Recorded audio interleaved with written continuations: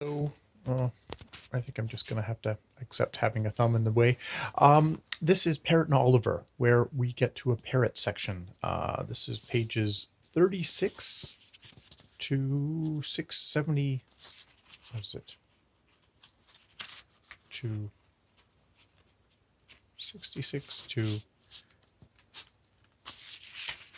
66 to 68 of Parrot and Oliver, where we get introduced to Parrot. He son of Jack Larrett. He is christened Parrot, and his father is a compositor, and they come to work for Mr. Pigott, who is running an interesting operation of printing.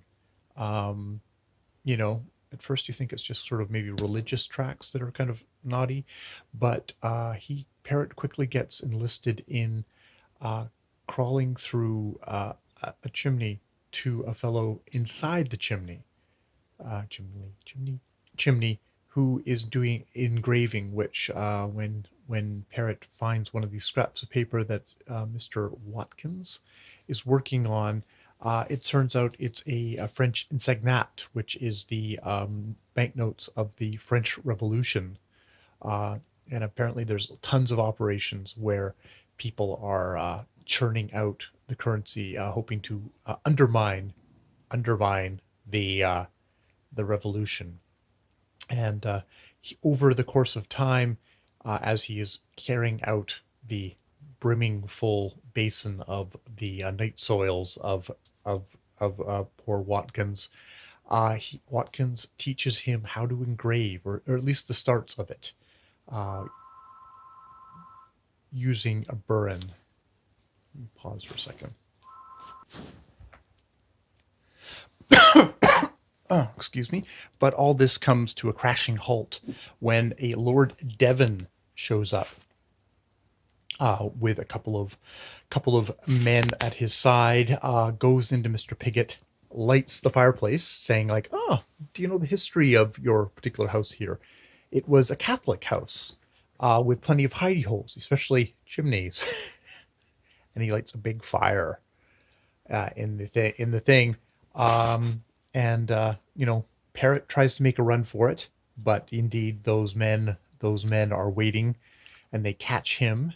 And Lord Devon comes out with Mrs. Pigott, who is like, the first thing he says to her when he arrives is, "Do you know that like all foreigners are required to report to the police at the kind of trade things?"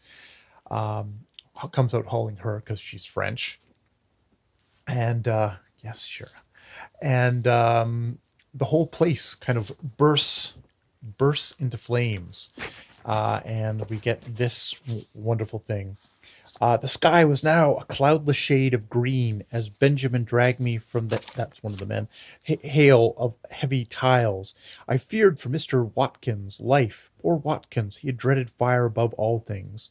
And now there were at least 8 separate fires, all erupting from his roof.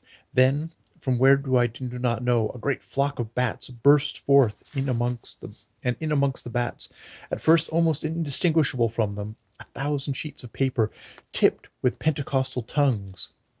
It was if it was if as if Pigott's brain had exploded through its bony casing, and all its greed and argumentative confusion, its secrets and whisperings and smugglers' boats, had burst in smithereens and scattered through the darkening air, landing like stinging wasps upon our arms and faces.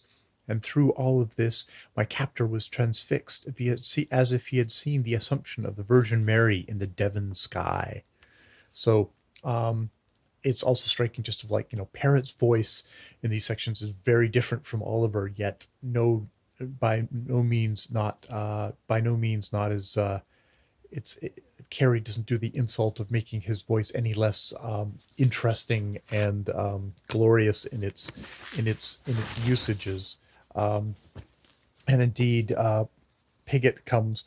On the ground beside the steps, I saw the broken body of a man. It was Pigott.